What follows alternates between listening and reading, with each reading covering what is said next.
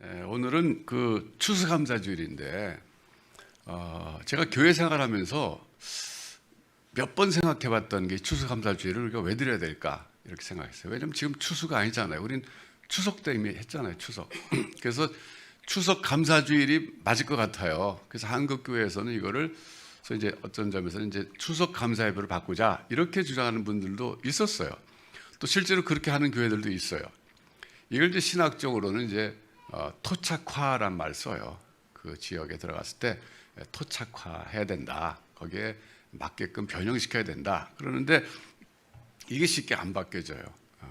왜냐하면 한국교회 복음을 전해준 분들 가운데 미국 선교사님들이 많이 계셨는데 이분들이 이걸 갖고 오셨거든요. 그러니까 어떻게 보면 하나의 교회 전통이 됐습니다. 그래가지고 우리는 추수가 벌써 전에 추석 때 됐는데 늦게나마 이렇게 추수감사주를 지키는데 근데 이게 참 좋은 전통인 것 같아요. 그런 점에서 볼 때 우리가 우리의 문화는 아니었지만 그래도 우리 신앙의 선조잖아요. 맞아요. 미국에서 선교사님들이 전해줬기 때문에 신앙의 선조들이 전해준 것을 지켜나가는 것도 의의가 있겠다 이런 생각이 들어서 우리가 여전히 추수감사주를 지키는 것도 좋겠다 그런 생각이 들고, 그리고 이건 또 하나 이제 단순히 뭐 추수해서 감사한 것이 아니라 그 청교도들의 추수감사주일에서 유래한 거잖아요. 뭐 단순히 뭐 미국 교회가 그냥 거기 뭐 추수해가지고 감사했다 그게 아니라 여기에는 비하인드 스토리가 있지 않습니까? 청교도들의 그 순교자적인 신앙, 거기서부터 유래한 이 추수감사주일. 그렇기 때문에 우리가 추수감사주일을 지키는 것도 의의가 있다고 생각해요. 요즘에 제가 이해가 안 되는 거는 할로윈데이 지키는 거예요. 우리 할로윈을 왜 지켜야 돼요? 요즘 백화점에서 장사할 생각으로 그걸 자꾸 퍼뜨린 것 같은데, 할로윈데이야말로 그거는 서양에서 만신절이잖아요. 그게 여러분 그거 별로 좋은 거 아니에요. 사실은 서양에 온갖 귀신들이 다 돌아다니는 날이 만신절 할로윈데이거든요. 그러니까 그거 미신에서 출발해 갖고 뭐 서양에서는 지키는데 굳이 왜 우리가 그런 것까지 갖다가 해야 되는지 점점 참 세태가 이상해진다 생각이 듭니다. 그런 건 안 지켜도 되지만 추수감사주일은 우리가 지킬 의의가 있겠다 이런 생각을 하게 됩니다. 오늘 제가 이제 그 제목을 청교도들은 그 당시 정말 감사할 상황이었을까 이렇게 길게 붙였는데 답은 아시잖아요. 감사할 상황은 아니었어요. 그러니까 어떻게 보면 제가 오늘 본문으로 정한 것이 범사에 감사하라, 데살로니가전서 5장 18절, 오늘 16절, 17절, 18절 했지만 사실은 18절 한 절이 저에게 중요했어요. 범사에 감사하라. 이 추수감사주일의 유래, 청교도들의 그 당시의 감사는요, 범사에 감사한 형태였어요. 근데 여러분, 범사에 감사라는 건 무슨 뜻이냐면요, 믿음으로 감사하라 그런 뜻이에요. 믿음으로 감사하라. 그러니까 감사할 수 없는 상황이지만 그냥 믿음으로 감사하라 그런 뜻이에요. 그래서 제가 오늘 여러분들에게 이 추수감사절 유래에 대해서 역사적인 배경을 조금 설명드리려고 합니다. 물론 이제 들어서 아시는 분도 계시겠지만 또 처음 듣는 분도 계실 것이고 또 들었다가 잊어버린 분도 계실 것이고, 그래서 제가 다시 한번 상기시켜 드린다는 차원에서 간단하게 이게 어떤 그 유래가 있는가 좀 설명해 드리려고 하는데요. 역사적으로는요, 이게 시작이 어떻게 보면 1527년입니다. 1527년에 무슨 일이 있었냐면 헨리 8세, 영국의 헨리 8세는 유명하잖아요. 영국 헨리 8세가 이혼을 했어요. 캐서린하고 이혼했는데 그 로마 교황의 그 지배하에 있었기 때문에 이혼을 허락하지 않았습니다. 그러니까 로마 교회에서 탈퇴를 벌인 거예요. 영국 교회가. 그래가지고서 1533년에 이 잉글랜드가 종교개혁을 선포하면서 로마 가톨릭과 결별을 선언합니다. 이게 영국 성공회의 시작이에요. 여러분 이 기간을 잘 생각해야 되는데 1517년에 종교개혁이 시작됐잖아요.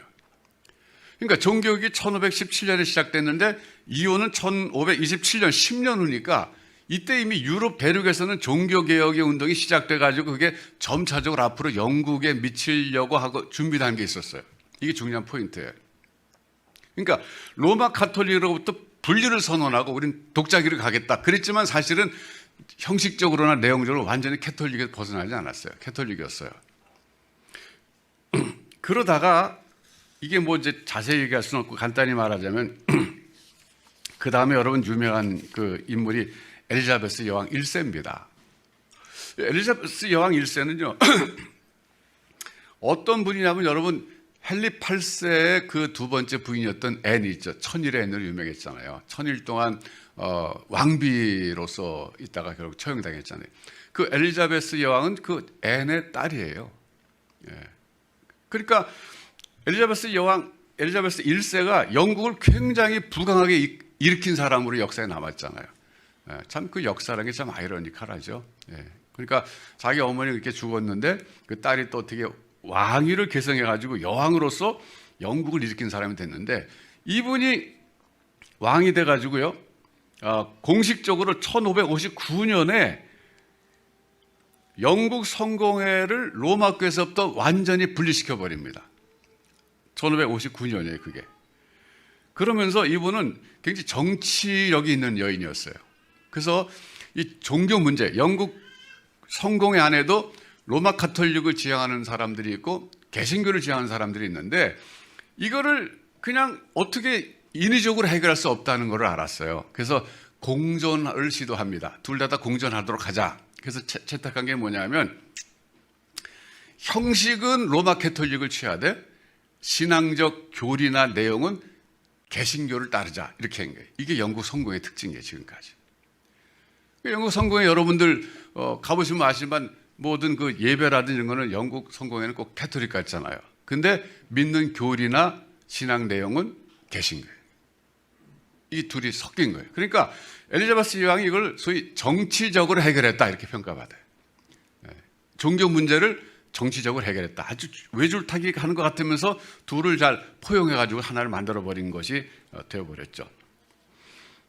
그래가지고 그 다음에 이제 엘리자베스 통치가 끝난 다음에 쭉 건너뛰어서 1603년에 제임스 1세가 즉위합니다.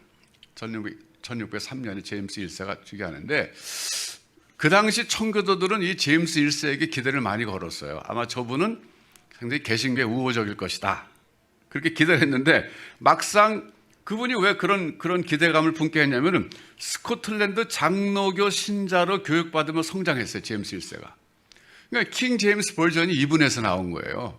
이분이 명령을 내려서 이거 번역해라 그래서 나온 거거든요. 그러니까 그런 거 볼 때 개신교도들이 청교도들이 이제 잘 되겠다. 왜 스코틀랜드 장로교는 굉장히 개혁주의적이고 개신교가 강한 거거든요. 그러니까 제임스 1세는 아마 개신교에 우호적일 거야 기대했는데 웬걸 이분 또 정치가였어요. 자기가 쓱 왕이 돼서 보니까 아무래도 성공회 쪽을 강력히 지지하는 게 지배할 때 좋은 것 같아요. 예. 왜냐하면 영국 선거에는 상당히 그 왕권 신수를 이런 거 강조하거든요. 어떻게 보면. 그러니까 이게 내가 지배를 좀 하기 위해서는 성공에 미는 게 낫겠다. 개신교보다는 청교도보다는. 그래서 청교도보다도 영국 선거회를 밀어버립니다. 지원해요. 그러니까 거기서 많은 사람들이 반발했죠. 그래서 1620년에 청교도들이 떠나는 거예요. 물론 이제 그 전에 많은 사람들이 화란으로 갔어요. 여러분들이 이제 잘 이제 모르는 스토리지만 뭐 청교도들이 미국으로 간 게 아니라 처음에는 화란으로 많이 갔어요. 네덜란드가 그때 아주 유명한 개신교 국가였거든요. 그래갖고 화란으로 많이 갔어요. 그러다 이제 신대륙이 점점 활성화되는 소식 듣고 1620년에 존 카버라는 사람, 윌리엄 브래드퍼드 이런 사람들이 중심돼서 소위 청교도 102명이 신앙의 자유를 찾아서 메이플라워를 타고 이제 미국으로 가게 되는 겁니다. 근데 여기도 이제 그 얘기가 많은데 처음에 그 떠났다가 그 뭐가 배가 좀 고장나서 돌아오고 그래요. 그랬다가 다시 9월 6일 날 1620년 9월 6일 날 영국의 플리머스라고 하는 항구를 떠나서 이제 드디어 아메리카 대륙으로 가는데 66일 동안 항해합니다. 참 굉장히 어려웠을 거예요. 거의 2달이 넘었잖아요. 66일이면. 지금 같으면 금방 갈 거리인데 그렇게 오래 걸렸어요. 근데 그때는 또 동력이 약해가지고 바람이 부는 대로 갈 수밖에 없었어요. 그 처음 목적지는 사실 버지니아 쪽이었대요. 버지니아 쪽 가면 거기 제임스 타운이라고 해서 아주 오래된 그 식민지에 건설된 영국 도시가 있거든요. 가장 오래된 도시인데 아마 그쪽으로 가려고 그랬는지 하여튼 버지니아 쪽으로 가려고 그랬는데 이게 겨울이었거든요. 9월 6일을 떠나갖고 11월 때 도착했는데 결국 그때 겨울에는요 이 대서양 쪽에서 북서풍이 분대입니다. 그러니까 자꾸 북쪽으로 밀려간 거예요. 남쪽으로 버지니아로 못 가고 북쪽으로 밀려가다가 그 다음으로 이제 그 목적지를 잡은 것이 그 뉴욕 그 위쪽에 그쪽으로 이주하려고 방향을 다시 바꿨대요. 목적지를. 근데 거기서도 자꾸 배가 밀려가지고 북서풍이 밀려가지고 간 것이 소위 케이프 카드라고, 영어로 케이프 카드 그러죠. 거기에 도착하게 됩니다. 근데 이 케이프 카드, 미국식 발음은 카드라고 그러는데 이게 그 대구의 대구, 생선 대구. 그러니까 대구가 많이 잡히는 만이에요. 그래서 거기에 도착하게 되는데 저는 이제 거기 한번 가봤어요. 옛날에 차로 운전해서 가봤는데 거기가 대구가 많이 잡히는 곳이라서 대구라는 그 케이프 카드라고 케이프 코드 이렇게 붙였는데 거기서 조금 머물다가 다시 더 한 번 더 배를 타고 올라가서 내린 것이 소위 플리머스입니다. 거기에 내려요. 근데 플리머스라는 것은 아까 출발할 때 영국 항구가 플리머스라 그랬잖아요. 이 사람들이 내리면서 그냥 여기 플리머스 한 거예요. 그냥 아메 땅에다 막 자기 이름 붙여놓은 거죠. 사실 뉴욕이 원래 요크인데 영국에 요크가 있는데 그냥 뉴욕, 새로운 요크에서 뉴욕 붙인 거잖아요.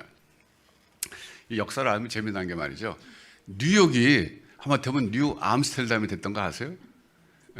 원래 그 네덜란드 사람 땅이었어요. 근데 그거를 영국이 아마 팔았을 거예요. 싼 값에. 그러니까 참 옛날부터 아무거나 팔 거 아니에요. 갖고 있어야 되는데 그 알래스카도 러시아가 그때 50만 불에 팔았잖아요. 미국에. 그게 50만 불밖에 안 되겠어요. 엄청난 그 자원이 있는데 그걸 모르고 동토의 땅 그래서 러시아가 그걸 팔았거든요. 미국에. 그래가지고 그거 지금 뭐 후회하죠. 그러니까 여러분 땅 갖고 있을 때 아무나 팔지 마시고 그냥 잘 기다려 보세요. 그래서 그게 뉴 암스테르담이 될 뻔했는데 뉴욕이 된 거예요. 근데 거기서 이제 그 플리머스라고 이름을 붙였는데 그때 내렸을 때가 11월 달이니까 거기 북쪽이잖아요. 그 매사추세츠 그쪽이잖아요. 얼마나 추워요, 거기. 그래갖고요, 102명이 배를 타고 갔는데 배 타고 가는 동안에 한 명이 죽고 한 명이 태어났대요.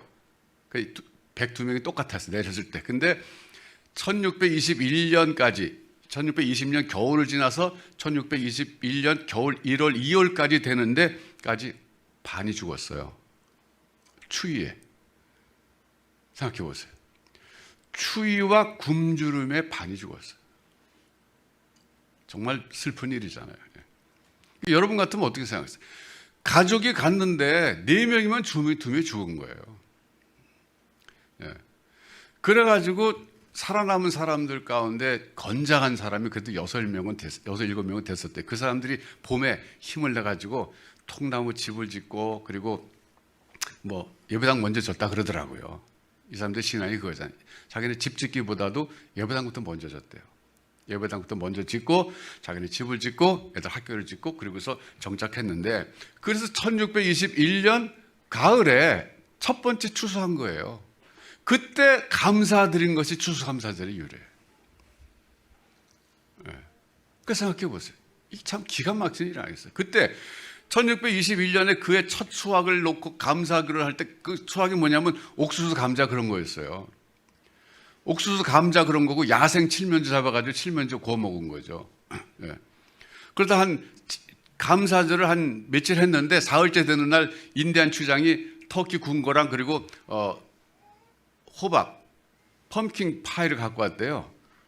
호박 파이를 갖고 와서 그걸 먹었대요. 같이 나눠줘서 먹었대요. 그래서 지금도 추수감사일이 되면 미국 사람들은 터키하고 호박 펌킨 파이 먹잖아요. 그때 이 사람들이 감사한 제목이 뭔지 아세요? 우리가 많은 가족들을 또 친구들을 잃었지만 하나님이 이런 상황에서도 우리들에게 이 가을에 이런 풍성한 곡식 주신 걸 감사합니다. 그랬어요. 근데 뭐 풍성하긴 뭐가 풍성해요. 옥수수 감자 먹어봤죠, 여러분. 그거 놓고 감사가 나오겠어요? 가족이 지금 절반에서 죽었는데.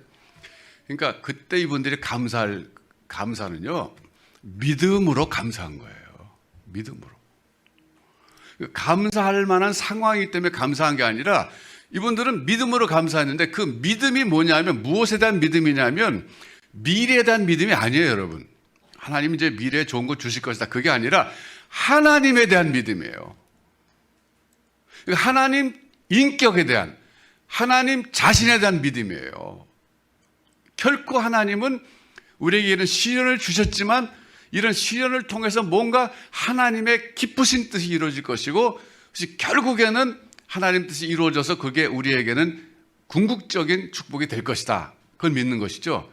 그냥 뭐 이제 내년쯤 잘해 주시겠지. 그런 정도가 아니었던 거예요. 여러분, 이 믿음으로라는 말이 굉장히 중요한 거예요. 히브리서 11장에 가장 반복되는 단어가 믿음으로잖아요. 믿음으로. 그러니까 거기에 수많은 인물들이 나와요. 아브라함, 이삭, 야곱, 쭉 역사적 신앙의 인물이 나오는데 한마디로 히브리서 11장에서 강조하는 건 뭐냐면 그 사람들은 전부 믿음으로 인생을 산 사람들이다 그거예요. 이때 믿음이 뭐냐면요, 하나님에 대한 절대적인 신뢰를 말하는 거예요.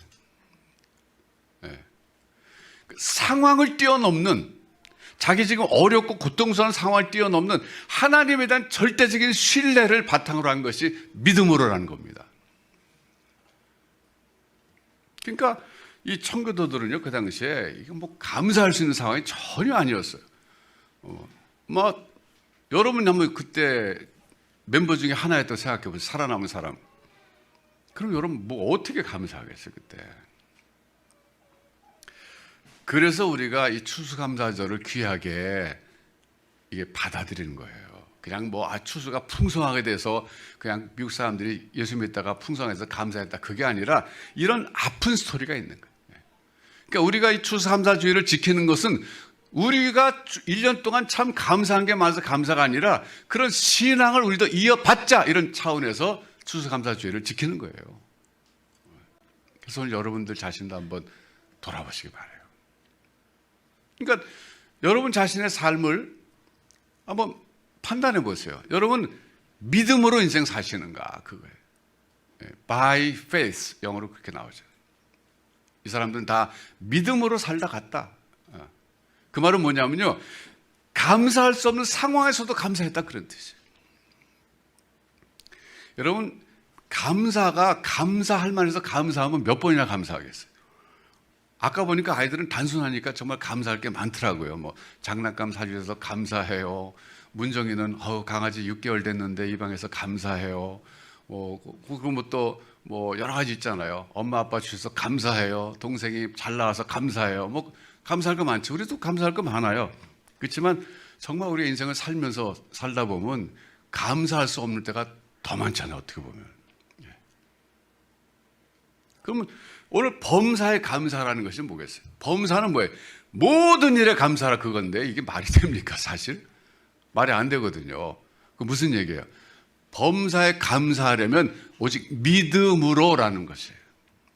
믿음으로만 감사가 가능하다, 그런 뜻이에요. 그리고 다시 말씀드리지만 그때 믿음은 하나님에 대한 절대적 신뢰라는 거예요.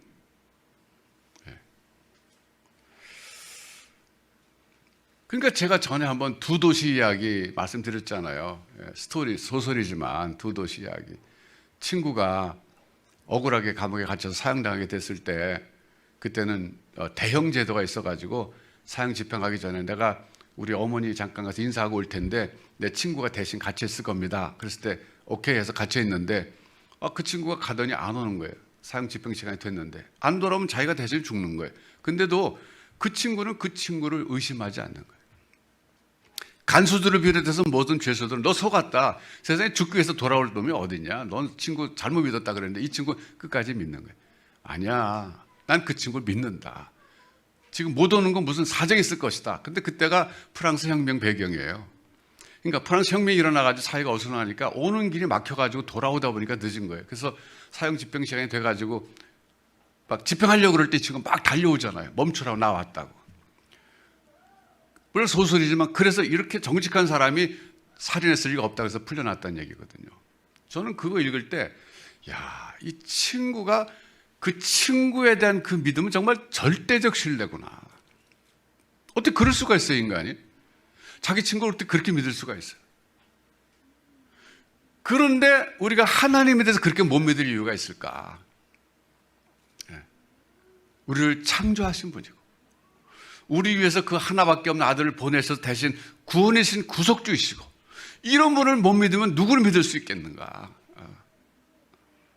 그럼 제가 평안교회 다닐 때 그 앞에 이제 범진사라고 있었어요. 이 범진사가 사실 보안부대였어요. 알고 보니까 말은 뭐 출판사를 이렇게 붙여놨지만 범진사, 그래서 이 뭐 민간 기업인가 했더니 군인들이 왔다 갔다 사복 군인들. 근데 알고 보니까 그 보안사였는데, 거기서 제가 맨날 이제 그 보안사 군인들이 할 일 없으니까 나가고 이제 교회 마당 앞에서 놀아요, 같이. 그러면 거기 셰퍼드 같은 게 있어, 개가.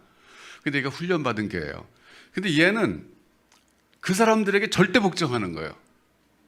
그런데 한 번은 보니까 그 군인들이 여러 사람 같이 있는데 그 셰퍼드가 한 사람만 계속 따라다니는가 봐. 그러니까 이 사람 막 웃으면서 도망가는데 계속 괴롭히는 거예요. 물지는 않더라고요.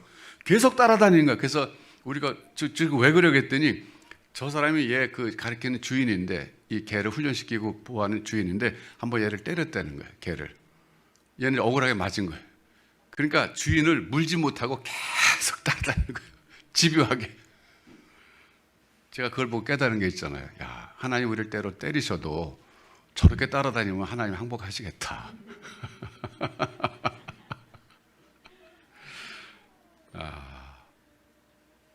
제가 그때 그런 걸 생각했어요. 아, 맞아. 하나님이 나를 때리셔도 저렇게 하나님에게 따라다니고 그러면 하나님 웃으시겠다. 여러분, 범사에 감사하는 것을 한번 이렇게 훈련해 보세요. 훈련해 보세요.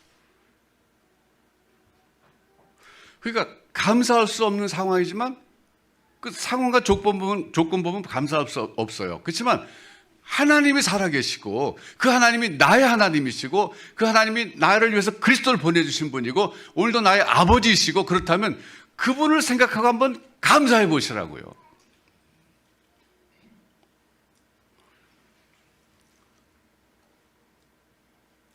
그때 그 김상복 목사님이 설교하실 때 이런 얘기를 하시더라고요. 우리 다 웃었는데, 어떤 그 부부가 너무 부부싸움을 많이 하고 살았대요. 그래가지고 막 남편이 이제 와서 목사님에게 상담했대요. 난 우리 와이프랑 도저히 못 살겠다고. 왜 하나님이 저런 와이프를 나에게 주시는지 모르겠다고 막 그러더래요. 그래서 목사님이 한번 감사해 보라 그랬대요. 예. 그래서 한번 감사해 봐라 그랬대요. 그랬더니 이분이 나중에 와서 그렇게 고백하더래요. 그래서 목사님 말씀 듣고 돌아갔는데 또 싸울 일이 생겨가지고 막 와이프가 막 대도 그러는데 자기도 모르게 화가 나서 막 화가 나서 막 소리 지르려고 그러다가 자기가 그랬대요. 하나님, 이런 와이프를 주셔서 감사합니다 그랬대요. 그랬더니 자기도 모르게 마음이 가라앉더래요. 그러니까 이게 무슨 얘기냐면요, 훈련하셔야 된다는 거예요. 자기 자신이. 그러니까 범사에 감사는요, 그냥 쉽게 안 돼요, 절대. 자꾸 훈련하셔야 돼요. 당장 오늘부터 여러분이 감사할 수 없는 상황이 됐을 때, 그때 한번 믿음이 뭐예요? 하나님에 대한 절대 신뢰 감정을 가지고, 신뢰하는 마음을 가지고 믿음으로 한번 감사하다고 속으로 생각만 하지 말고 하나님께 말씀을 들어보시라는 거예요. 이게 중요해요. 그러면 감사가 되는 거예요. 저는 오늘 우리 추수감사주일을 생각하면서 나는 뭐가 감사한가 교회적으로 한번 생각해 봤는데, 감사할 게 많더라고요. 우선 이 수서 천막 예배당 얼마나 감사해요. 그렇죠? 예. 태화관에서 우리가 2년 있고 나서 좀 더 있게 해달라고 얼마나 정말 그 원장님에게 여러 사람이 찾아가서 공식적으로 비공식적으로 부탁했는데, 그 원장님 정말 좋은 분인데 규정상 도저히 더 이상 안 되겠다는 거예요. 원래 규정은 6개월밖에 못 빌려주는데 우리는 2년이나 빌려줬잖아요. 그러니까 더 이상은 안 되겠다 그래서 우리가 정중하게 알겠습니다 그랬는데, 나와가지고 또 이제 다산 뭐 어디 그 우리 학교 빌려달라고 그 찾아다녔잖아요. 그랬더니 빌려주겠다는데 거기는 또 뭐 기자재가 많아갖고 우리가 애들이 하나 또 망가뜨리면 또 다 물어줘야 되니까 안 되겠더라고요. 그래서 그것도 안 됐는데, 그래가지고 여기가 됐는데, 생각해 보니까 말이죠, 태화관을 계속 있었어도 그렇고 다산 거기 학교 빌렸어도 그렇고 한 달에 평균 계산해 보니까 400만 원에서 500만 원 나가겠더라, 한 달에. 그런데 여기는 얼마 나가요? 한 달에. 처음에는 한 달에 5만 원만 내라 그랬어요, 여기 전기값. 그러더니 생각보다 전기값이 많이 나온다 그래갖고 좀 교회에서 한 50만 원인가 달라고 해서 50만 원 내지만 이게 얼마나 참 차이가 많이 나요. 한 달에 한 350만 원 그냥 절약되는 건데, 그것만이 아니라 코로나 때문에 우리가 태화관을 빌렸든지 다산을 빌렸든지 간에 쓰지도 못하고 돈만 낼 뻔했잖아요. 그러니까 우리가 뭔가 이렇게 계획대로 안 된다 그래서 이게 슬퍼할 일이 아니에요. 또 예배당 건축도 그래요. 지금 만일에 우리가 등기가 잘 나오고 모든 게 순탄하게 잘 돼서 예배당 다 졌다고 가정해 봅시다. 쓰지도 못하잖아요, 지금. 예. 얼마나 좀 가슴 아프겠어요. 저어놓고 못 쓰는 건. 그러니까 우리 교회가 이렇게 예배당 그 건축과 관련해서 지나면서 보면 우리 생각대로 안 된 게 얼마나 지금 와서는 잘 되는 건지 몰라요. 그러니까 안 됐을 때 믿음으로 감사했느냐, 이게 중요한 거예요, 그때. 예. 여러분, 성경 읽다가다 지금 사울 왕이 죽었잖아요. 사울 왕이 죽는 거 보고 마음 좀 아팠을 거예요. 그렇죠? 그런 인간적으로 안 됐을 텐데, 제가 사울 왕의 약점이 뭔가 생각해 볼 때 여러 가지 있지만 감사를 모르는 사람이에요. 사울 왕이. 얼마나 하나님 높여주셨어요, 사울을. 예. 자기 말대로 가장 낮은 지파에서 태어나갖고 했는데 가장 높은 자리에 올려주셨는데, 거기서 감사해야 되잖아요. 근데 사울의 생애 속에 보면 별로 감사가 없어요, 이 사람. 정권욕밖에 없어. 또 당대에 끝나는 게 아니라 자기 아들 때 계속 손자 때까지 이어져야 된다고 생각해. 그러나 하나님의 뜻은 그거 아니라는 게 알았으면 자기 생각을 버렸어야죠. 그러니까 그 아들 요나단은 알았잖아요. 요나단은 차라리 요나단은 알고 자기 친구 다윗이 왕이 되길 바랬잖아요. 이게 말을 받은 태도인데 사울은 그런 게 없었어요. 여러분, 감사가 없는 거 위험한 삶입니다. 그러니까 예수를 믿든 신앙이 있든 없든 간에 사람의 얼굴에 평온함이 있고 얼굴이 참 건강하고 몸이 건강한 사람은요, 감사할 줄 아는 사람이에요. 정말 그래요, 여러분. 사람은요, 감사할 때 마음이 평안하게 돼 있고 기쁘게끔 창조되었어요. 네. 그 영어 언어 가운데 이 thank you라고 하는 말 많이 쓰잖아요. 이게 참 좋은 말이에요, 사실은. 조금만 해도 그냥 thank you, thank you. 우린 감사합니다. 그 말 하긴 하지만은 그 한국말은 원래 감사는 한문이잖아요. 고맙습니다. 이게 한국말인 것 같아요. 고맙습니다. 그래도 한국말로 찾아보니까 고맙습니다가 있더라고요. 그러니까 우리 민족도 처음부터 고맙다는 말 했던 것 같아요. 근데 고맙습니다 그러면 그 다음에 할 말은 없더라고요. 영어권에서는 you are welcome 그러잖아요. 근데 우리는 천만에요? 그럴 수도 없고 이상하잖아요. 네. 여러분, 오늘 감사에 대해서 한번 생각해 보세요. 그러니까 추수가 많이 돼서 감사한 게 아니에요. 추수감사주일의 유래가 추수가 풍년이 돼서 감사한 게 아니라는 거 여러분 오늘 기억하세요. 믿음으로 감사드렸다는 거예요. 여러분, 지금 인생을 살면서 여러분의 뜻대로 안 된 건 많을 거예요. 지금도 어려움 속에 있을 수 있어요. 그렇지만 믿음의 사람들은 믿음으로 감사하자는 거예요. 믿음으로 감사하자. 내가 감사할 만하니까 감사하는 건 누구나 다 하잖아요. 그건 신앙 없는 분들도 다 할 수 있잖아요. 적어도 여러분 신앙인이라면, 하나님을 믿는 사람이라면 하나님을 믿기 때문에 범사에 감사해 보시기 바라요. 그게 처음에는 억지로 할지 모르지만 하다 보면요, 정말 믿음으로 감사하게 되고요. 그러다 보면 하나님이 정말 감사할 상황을 만들어 주시는 거예요. 네. 한번 해보세요. 네. 범사에 감사합시다. 자, 기도하겠습니다.